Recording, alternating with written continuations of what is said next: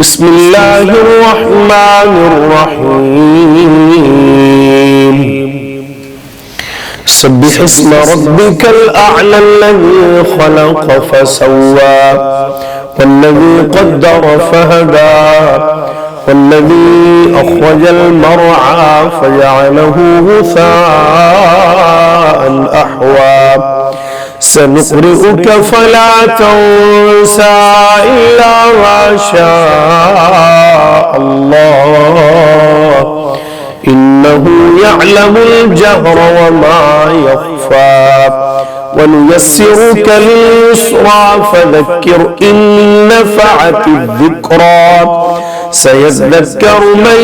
يخشى ويتجنبها الأشقى الذي يصلى النار الكبرى ثم لا يموت فيها ولا يحيا قد أفلح من تزكى وذكر اسم ربه فصلى بل تؤثرون الحياة الدنيا والآخرة خير وأبقى إن هذا لفي الصحف الأولى صحف إبراهيم